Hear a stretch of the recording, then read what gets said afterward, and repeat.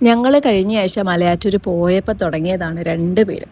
ഞങ്ങൾക്കും മലയാറ്റൂർ മല കയറണം എന്നും പറഞ്ഞുള്ള വാശി.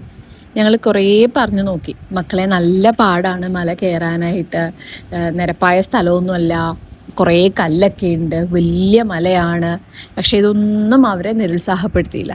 രണ്ടുപേരും കട്ടയ്ക്ക് നിന്നു, ഞങ്ങൾക്ക് മല കയറണം എന്ന് പറഞ്ഞു. പിള്ളേരൊരാഗ്രഹം പറഞ്ഞല്ലേ, എന്തായാലും സാധിച്ചു കൊടുക്കാമെന്ന് വിചാരിച്ചു. മലയാറ്റൂർ മല മുഴുവൻ കയറും എന്നുള്ള പ്രതീക്ഷയൊന്നും ഞങ്ങൾക്ക് ഉണ്ടായിരുന്നില്ല. പക്ഷെ എത്രത്തോളം കയറുന്നോ അവരൊരാഗ്രഹം പറയില്ല, എത്രത്തോളം കയറുന്നു അത്രത്തോളം കയറിയിട്ട് തിരിച്ചിറങ്ങാമെന്ന് തന്നെയാണ് വിചാരിച്ചത്. പോയ വഴിക്ക് മുത്തപ്പനെ വിളിച്ചും പൊന്നിൻ കുരിശ് വിളിച്ചും ഒക്കെയാണ് ഞങ്ങൾ കയറിയത്. ഇടയ്ക്ക് ഞങ്ങളുടെ മുത്തപ്പൻ പൊന്നപ്പനൊക്കെ ആയി എങ്കിലും ഓരോരോ സ്ഥലങ്ങളിൽ ചെന്ന് പ്രാർത്ഥിച്ച് മെഴുകുതിരിയൊക്കെ കത്തിച്ച് അവരുടെ ആഗ്രഹം എന്താ പറയുക സബലീകരിക്കുന്നതിൻ്റെ ഒരു സന്തോഷം അവരുടെ മുഖത്തുണ്ടായിരുന്നു. വന്നപ്പോൾ ഉള്ള അത്രയും ആവേശം ഉണ്ടായിരുന്നില്ല എങ്കിലും ഇരുന്ന് റെസ്റ്റ് എടുത്ത് വെള്ളം കുടിച്ചിട്ടൊക്കെ ആണെങ്കിലും ഞങ്ങൾ മലമുകളിലെത്തും എന്നൊരു ഉറപ്പ് അവർ ഞങ്ങൾക്ക് തരുന്നുണ്ടായിരുന്നു.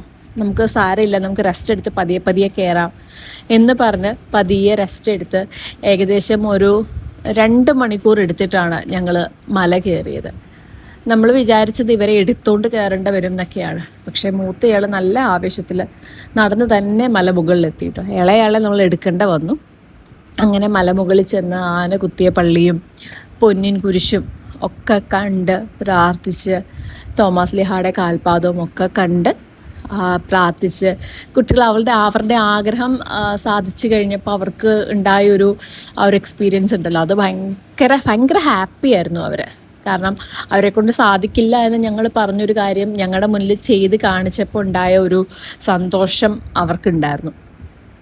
അങ്ങനെ പതിയെ മലയൊക്കെ ഇറങ്ങി അവരുടെ ആഗ്രഹം സാധിച്ച് തിരിച്ചു വന്നപ്പോൾ ഇറങ്ങിയപ്പോൾ കുറച്ചൊക്കെ എടുക്കേണ്ട വന്നുവെങ്കിലും അവർ ആഗ്രഹിച്ച പോലെ മലയൊക്കെ കയറി താഴെ വന്ന് ഞങ്ങൾ ചെറിയൊരു ഐസ്ക്രീമൊക്കെ വേണമെന്ന് പറഞ്ഞു. രാത്രി 2 മണിക്ക് ഐസ്ക്രീമൊക്കെ കഴിച്ച് നേരെ നമ്മുടെ താഴത്തെ പള്ളിയുടെ അവിടെ പെരിയാറുണ്ടല്ലോ, പെരിയാറിൽ പോയിട്ട് 2 പേരെ ഇറക്കി.